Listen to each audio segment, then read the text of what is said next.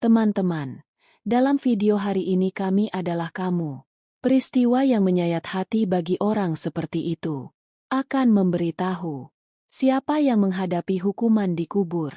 Akan menonton video ini sampai akhir, karena mungkin bahwa kita juga secara tidak sadar melakukan kesalahan seperti itu. Itu berat bagi kami. Saya kepada istri dan bayi saya yang berumur 1 bulan. Kiri dan pergi ke London.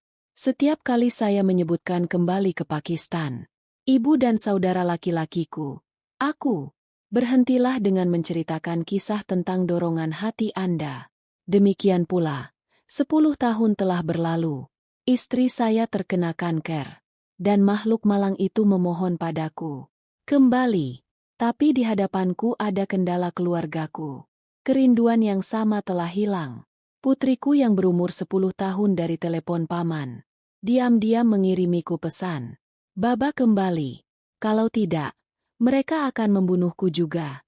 Ketika saya datang ke Pakistan, jadi saya terkejut melihatnya. Pernikahanku baru 1,5 tahun. Bahwa saya harus datang ke London untuk bekerja.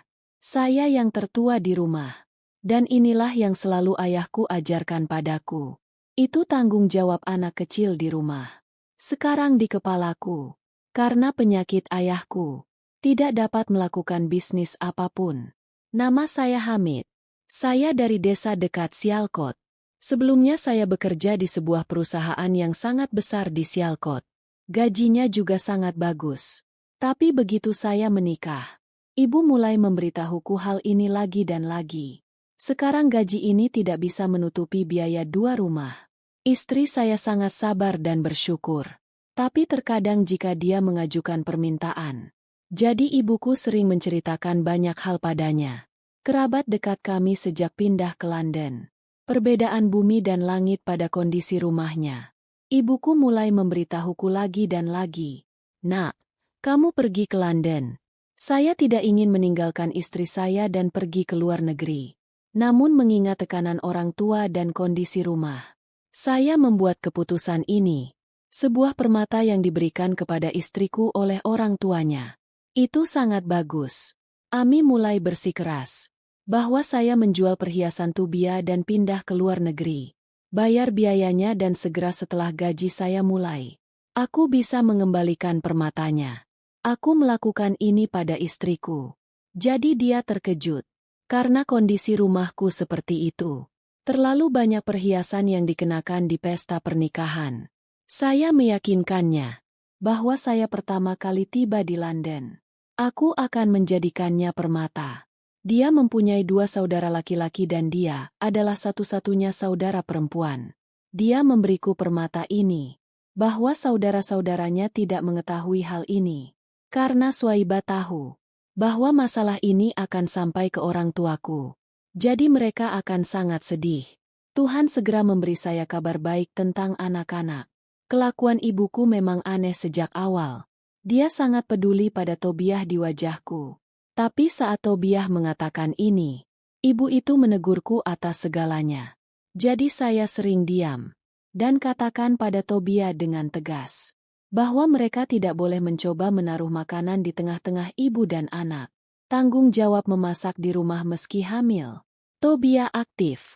Seringkali kesehatannya memburuk. Jadi dokter memberitahu saya dengan tegas. Dia butuh istirahat dan kedamaian sekarang. Dan pada saat yang sama dia memujaku. Buah dan susu juga dimakan dalam kondisi ini. Tapi aku sangat bingung untuk pergi ke London. Bahwa saya mengundurkan diri dari perusahaan Sialkot beberapa bulan yang lalu. Dan sementara itu saya memiliki paspor dan dokumen yang diperlukan. Agen diberikan. Kapanpun Tawaiba memintaku membawakan sesuatu. Jadi ibu kesal. Dan ketika saya pergi untuk menerima sejumlah uang dari ibu saya. Jadi tunjukkan saya daftar panjang pengeluaran rumah tangga. Dan pada saat yang sama dia biasa berkata, "Anda terlalu terburu-buru untuk berhenti dari pekerjaan Anda." Ketika ayah mertua saya menyadari keadaan ini, jadi mereka menurut kedudukannya. Mulai memberikan air kepada putrinya. Tobias sekarang marah padaku. Saya memiliki 3 saudara perempuan dan 2 saudara laki-laki. yang tanggung jawabnya hampir berada di pundak Sobia. Karena kata ibu, aliran itu terlalu kecil, dan semua rumah selalu memiliki tempat tidur kecil. Tanggung jawab ada pada menantu perempuan. Masya Allah, ibu saya sendiri sehat. Kapanpun Tobia bilang bosan dengan pekerjaan. Jadi ibu akan berkata dengan marah, bahwa Anda tidak menyentuh pekerjaan itu. Saya akan melakukannya sendiri. Dan kemudian dengan rasa malu, saya mulai bekerja lagi. Suatu hari tiba-tiba, kesehatan Tobia memburuk. Jadi kami membawanya ke rumah sakit. Tuhan memberkati saya dengan belas kasihan seorang putri. Saya dan istri saya sangat senang melihat putri kami. Tapi ibu juga mengatakannya di sini, bahwa di keluarga kami adalah putra pertama. Kami berdua, suami dan istri, terdiam setelah mendengar ini. Orang tua Tobia juga hadir di rumah sakit. Ibu segera pulang ke rumah. Ya, saya pulang sesuai dengan status saya. Membagikan permen dan menamai putrinya Fatima.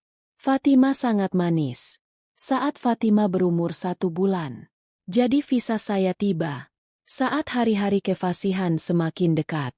Hatiku menjadi khawatir di dalam. Saya tidak mengerti bahwa aku putri kecilku. Dan bagaimana aku bisa pergi begitu jauh dari istriku? Kalau begitu lihatlah orang tuanya. Dan lihatlah saudara-saudaranya. Jadi dia pikir tidak ada masalah. Saya yang terhebat. Saya harus melakukan banyak hal untuk mereka. Saya mengerti bahwa kondisi rumah kita akan berubah dalam 2 atau 3 tahun. Tobia sedih sepanjang waktu.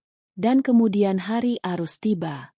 Saudariku, ibu dan saudara laki-lakiku, semuanya aku, datang untuk berangkat di bandara. Tobia juga ingin ikut bersama mereka. Tapi ibuku menghentikannya dengan berkata, melihat dia dan gadis itu di negara asing, kefasihan akan sulit. Jadi dia harus tinggal di rumah bersama putrinya. Saya sangat sedih terhadap ibu ini. Tapi aku diam. Dia memeluk istrinya di kamar. Tapi aku tidak pernah memikirkan hal itu. Bahwa aku tidak akan pernah melihatnya hidup lagi. Saya suka Fatima. Dan kemudian memberikannya ke pangkuan Tobia. Saat aku meninggalkan rumah. Jadi dia berdiri di depan pintu dengan sangat tertekan. Dan sampai saat itu terus melambai padaku. Sampai kami berbelok ke jalan dan berjalan ke jalan raya. Saya datang ke London dengan 2 orang tua dan saudara kandung. Ini sepupuku untukku. Sudah mengatur pekerjaannya. Saya biasa mendapat gaji 50.000 di Sialkot. Sekarang di sini saya sudah mulai mendapatkan 150.000 Pakistan. Pekerjaan itu sangat sulit. Tapi saya terus bekerja dengan hati saya. Bekerjalah sebaik yang saya miliki di dalam ruangan. Seperti anak laki-laki lainnya. Harus memasak secara bergantian. Harus mencuci pakaian juga. Saat itu saya sangat rindu kampung halaman. Saya biasa menelepon ke rumah secara teratur. Saya akan berbicara dengan semua orang. Tapi kapanpun saya ingin berbicara dengan Sobia. Jadi ibuku sedang duduk di kamar. Saya sedang melihat putri saya tumbuh besar melalui video call. Dan ibu saya sering memberitahu saya daftar panjang kebutuhan. Pendidikan saudara laki-laki saya juga terus berlanjut. Dan rumahnya mulai berubah sedikit demi sedikit. Mengenakan gaun katun putih ayahku. Dengan sangat bangga pada seluruh desa. Dia biasa berjalan-jalan dengan dada lebar. Bahwa anak saya mendapat penghasilan di luar negeri.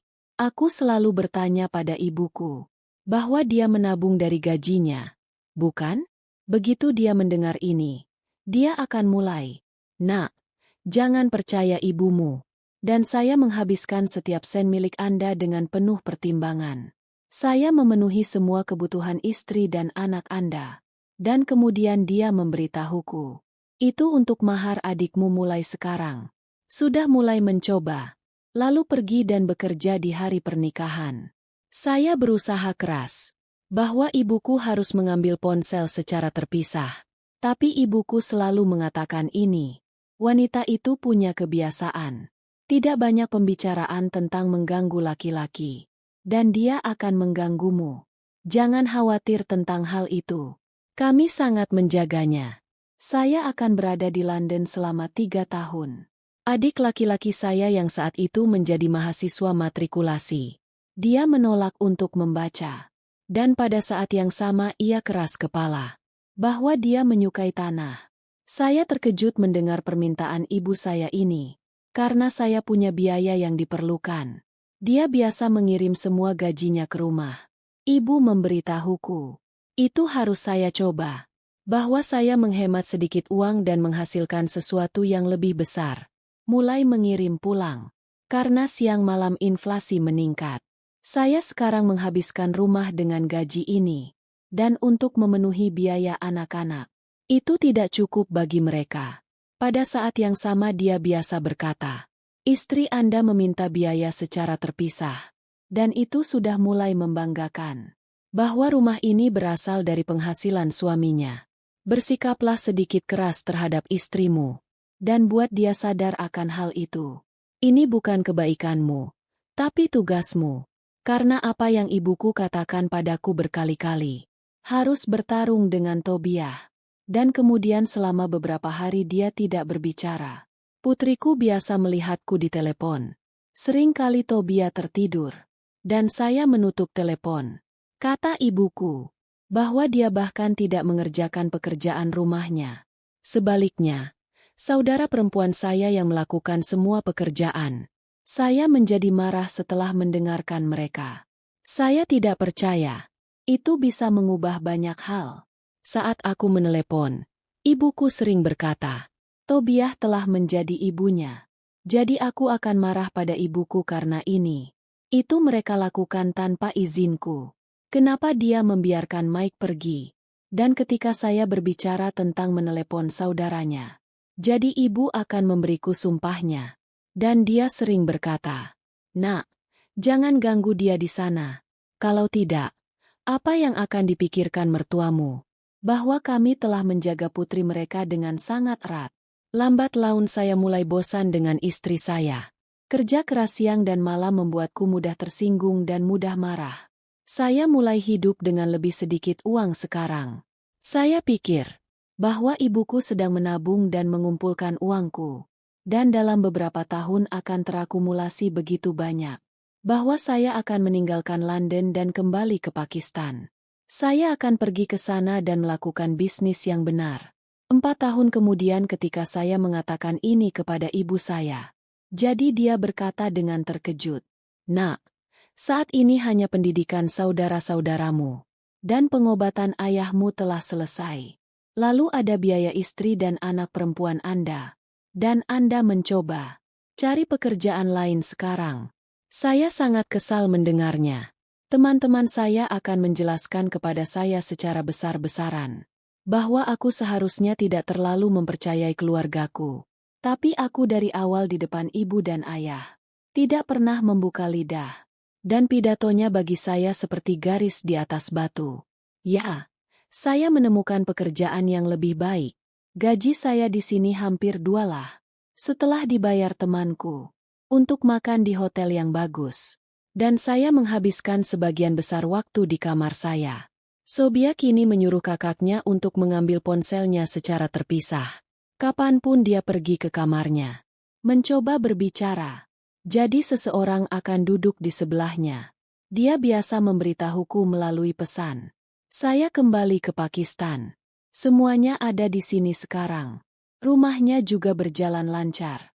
Temukan pekerjaan di sini. Dengan alasan kapan aku akan mengatakan ini pada ibuku. Jadi dia akan marah setelah mendengar ini. Dan kemudian saudara perempuanku juga akan menangis. Sekarang semakin muda. Mereka juga harus menikah. Melihat saudara-saudaraku, aku dulu berpikir seperti ini. Kapan mereka akhirnya mendapatkan pekerjaan? Tapi ibu setiap kali mengatakan ini. Hatiku hancur. Bahwa mereka masih anak-anak kecil. Rumah itu memiliki segala macam fasilitas. Saya ingin membangun rumah baru. Tapi ibu menginginkannya. Bahwa saudara perempuan pertama akan menikah. Jadi saya tidak bisa pergi ke Pakistan sekalipun selama bertahun-tahun. Waktu berlalu sangat cepat. Rambutku memutih. Lihatlah Tobia. Jadi dia mulai terlihat buruk tidak lama kemudian. Putri saya sering memanggil saya berulang kali dalam bahasa ibunya. Dan dia sering berkata, semua ayah dari anak-anak itu bersama mereka. Anda kembali. Mendengar ini, hatiku akan berhenti berdetak. Dan saya akan duduk dan menangis. Tinggal sendirian di negara asing adalah pengalaman yang sangat sulit. Temanku dengan sangat menyesal. Kenapa lihat aku? Dia sering pergi berlibur. Tapi setiap kali saya berbicara tentang pergi berlibur, ibuku akan duduk karena suatu paksaan. Dan memaksaku mengumpulkan uang untuk tiketku. Bahkan akan mengirim pulang. Kedua saudara perempuan saya mendapat tempat yang sangat bagus. Dan saya mengirim banyak barang ke Pakistan atas permintaan mereka. Saya terkejut dengan ini. Itu saudara perempuanku dan orang tuaku. Aku tidak mengatakan itu sekalipun. Bahwa mereka tidak akan menikah tanpa aku. Hanya ibu saya yang akan menyemangati saya secara emosional. Dan dia berkata bahwa orang yang beruntung mendapatkan anak sepertimu. Saya juga menyaksikan pernikahan saudara perempuan saya melalui video call. Tapi saya sangat terkejut melihat ini. Bahwa istri dan anak perempuan saya mengenakan pakaian yang sangat sederhana.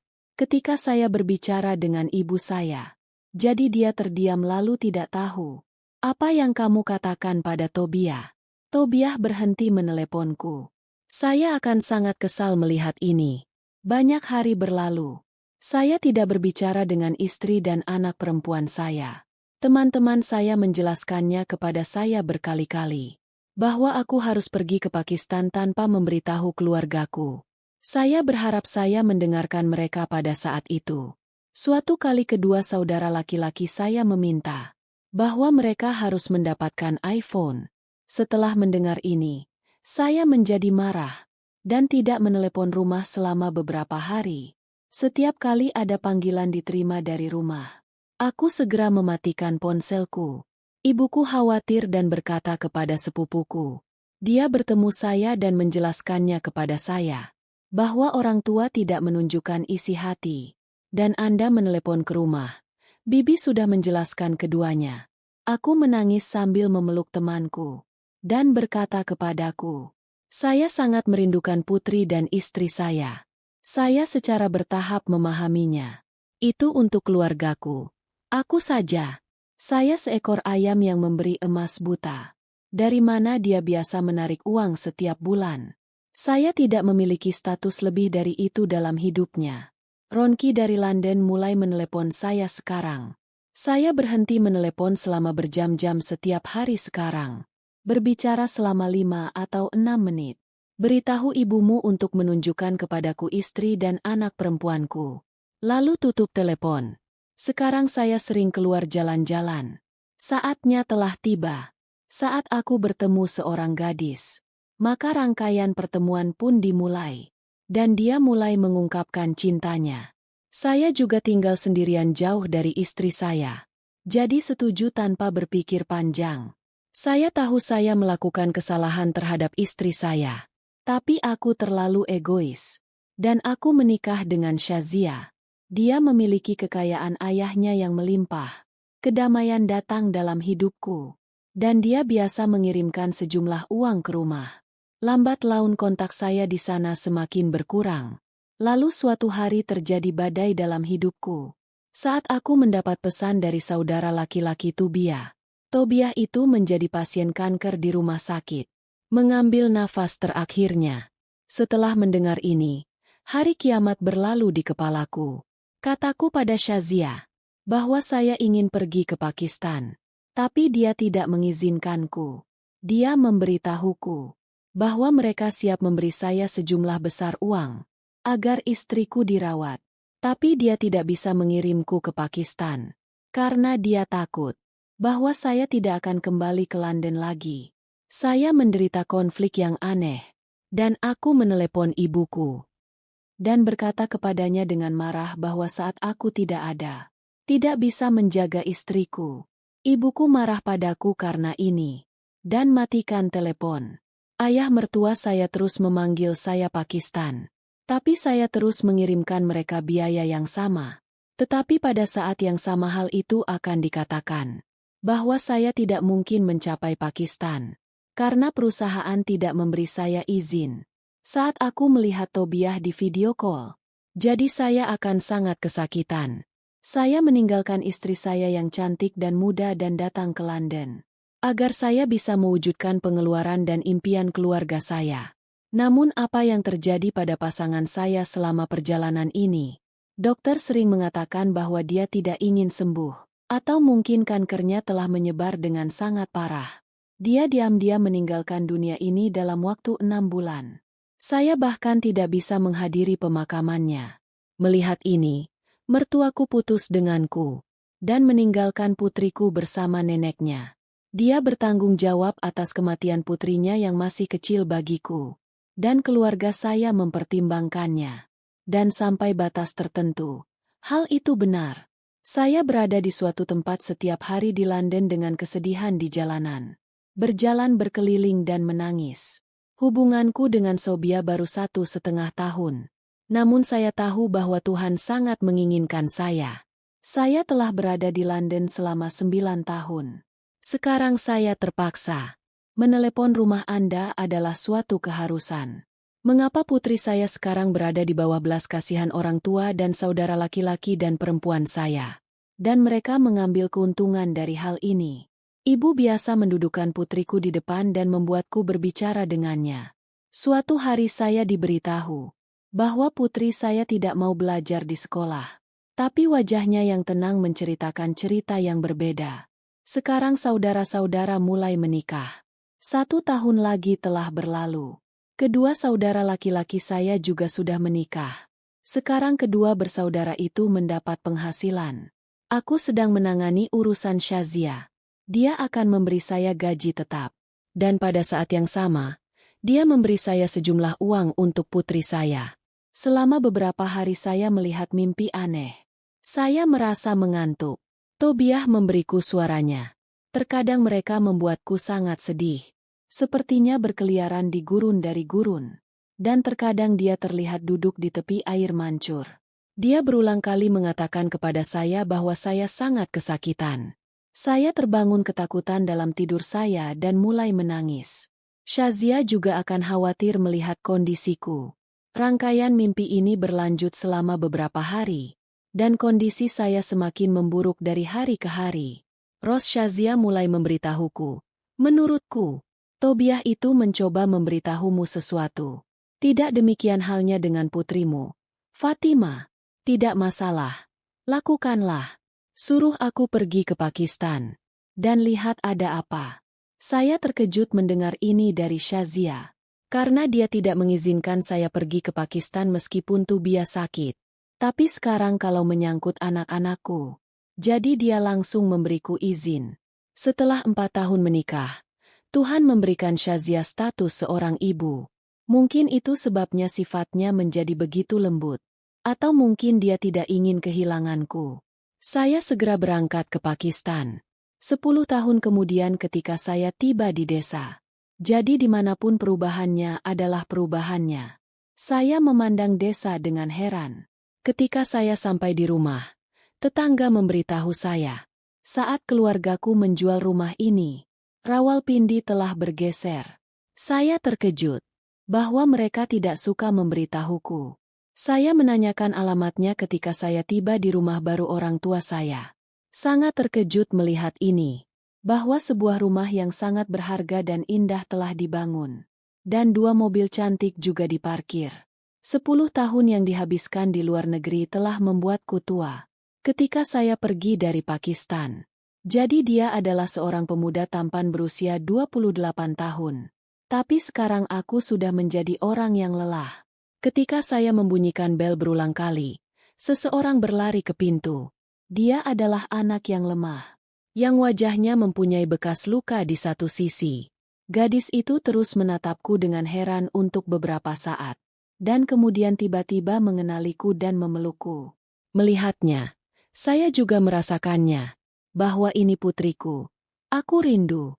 Dia lemah dan tidak berdaya, yang wajahnya terbakar parah oleh sesuatu. Itu tidak lain adalah putriku Fatima. Saya yang menderita di luar negeri selama 10 tahun terakhir. Anak-anakku sayang di rumah kerabatku. Hadir dalam situasi ini, kami berdua, ayah dan anak perempuan, saling berpelukan dan menangis. Tak lama kemudian, seorang wanita yang mengenakan pakaian cerah berlari. Dia meraih baju Fatima dan mengguncangnya. Ingin menjauh dariku.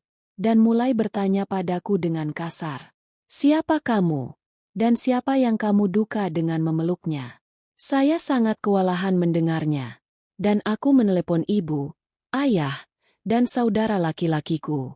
Memasuki rumah. Wanita itu menghentikanku. Masuk ke dalam rumah di belakangku. Makan malam sedang disantap saat itu. Semua orang sedang duduk di meja makan. Semua menatapku dengan heran. Melihat tangan Fatima di tanganku, mereka khawatir. Pikiran pertama terlintas di benak ibu. Dan tangisan Umami memeluk leherku. Lalu ayah dan kakak pun memelukku secara bergantian. Saya berdiri dan memperhatikan mereka dengan cermat. Amma dengan cara yang tidak terlihat. Aku ingin melepaskan tangan Fatima dari tanganku. Tapi saya menjabat tangan mereka dengan keras. Fatima berdiri ke arah yang ketakutan. Wanita yang keluar rumah itu nakal. Dia adalah istri saudara laki-lakiku.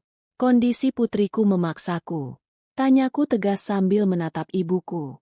Ibu, yang telah melakukan kondisi ini pada gadis yatim piatuku. Siapa yang telah membakar wajahnya?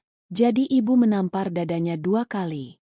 Dan dia berkata, "Nak, menurutmu apakah kami ini algojo?" Gadis itu nakal. Pembantu itu sedang memasak. Jadi dia pergi ke dapur dengan tawa di tangannya. Mungkin dia yang meletakkannya. Benda itu tiba di sana seketika dan wajahnya terbakar. Saya tidak percaya apapun yang mereka katakan. Pasalnya beberapa hari lalu, Fatima mengirimkan pesan dari ponsel pamannya. "Ayah, kembalilah. Itu akan membunuhku dan juga ibuku." Makanya aku tanya Fatima di depan. "Fatima nak, beritahu aku siapa yang telah membakarmu. Jangan takut. Aku kembali." Fatima menunjuk bibinya dengan ketakutan.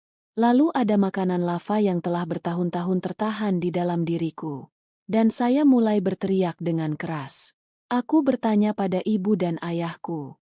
"Bukankah aku anakmu? Selama bertahun-tahun, saya telah menjauhkan kerasnya negara asing dari negara saya demi Anda. Dan istriku meninggal di belakang. Saya selalu ingin kembali lagi. Saya dihentikan. Bahkan sekarang aku tidak tahu apa-apa. Seandainya Fatima tidak diam-diam mengirimi nomor saya dari telepon pamannya. Terima kasih banyak. Bahwa istri kedua saya menyampaikan pesan itu kepada saya. Andai hatinya sekeras kalian. Jadi mungkin seperti ibuku, putriku Fatima suatu hari nanti. Dia akan meninggalkan dunia ini sebagai korban kekejamanmu." Mendengar ini, keluarga saya terkejut. Lalu tiba-tiba adikku maju ke depan dan berkata, "Saya hanya berbicara sebanyak yang ingin Anda katakan. Saudara, Anda telah kembali ke rumah setelah bertahun-tahun. Jika Anda ingin tinggal di rumah dengan hormat, maka tinggallah. Kalau tidak, bawa putrimu dan pergi dari sini." Saya terkejut mendengarnya dan mulai mengatakan sesuatu. Jadi ibu dan ayah pun memihaknya dan berkata tidak apa-apa. Jika kami ibu dan anak begitu kejam, jadi sekarang kami tidak bisa bertanggung jawab atas putri Anda. Anda membawa putri Anda bersamamu. Ketika Anda menikah untuk kedua kalinya, putri Anda, istri kedua Anda bisa membesarkan. Kami tidak mengambil kontrak apapun untuk memenuhi tanggung jawab Anda. Saya bertanya-tanya bagaimana saya bisa berdiri. Saya baru mengetahuinya setelah bertahun-tahun kembali ke rumah. Perjalanan masih panjang, tapi rumahnya juga telah berubah. Dan keluarga. Lalu aku tutup mulut. Dia memegang tangan putrinya dan berjalan keluar pintu. Berpikir bahwa kamu bisa menjadi seperti ini. Saya menjadi gila. Betapa aku bergantung pada orang tua dan saudara-saudaraku. Naik taksi dan langsung pergi ke rumah teman. Tinggal di sana selama beberapa hari. Lalu Shazia mengirimkan paspor dan visa putriku. Saya tiba di London bersama putri saya. Shazia menerima Fatima dengan sepenuh hatinya. Tapi aku tidak berdiri dengan tangan kosong bahkan setelah semuanya. Saya memiliki istri yang penuh kasih sayang dengan saya. Siapa yang mendukung saya di masa-masa sulit? Kalau tidak, ketidakpedulian mereka telah membuatku terhenti di jalan. Demikian pula, beberapa waktu telah berlalu. Lalu sepupuku memberitahuku bahwa ibumu meninggal dalam kecelakaan mobil. Dan adik iparmu cacat. Saat ibumu mulai dibawa ke kubur, jadi nyala api mulai keluar dari dalam kubur. Dan bahkan saat ini ular dan kalajengking sedang duduk di kuburan ibumu. Ibu dan saudara laki-lakimu demi kekayaan merenggut nyawa istrimu dan menghancurkan kehidupan orang yang tidak bersalah ini. Saudara-saudaramu mengalami kerugian besar dalam bisnis. Dan hari ini mereka juga terpaksa bertanya. Mereka punya banyak hutang, bahwa mereka telah menjual segalanya, rumah dan mobil. Saya sedang berpikir untuk menggendong putri saya.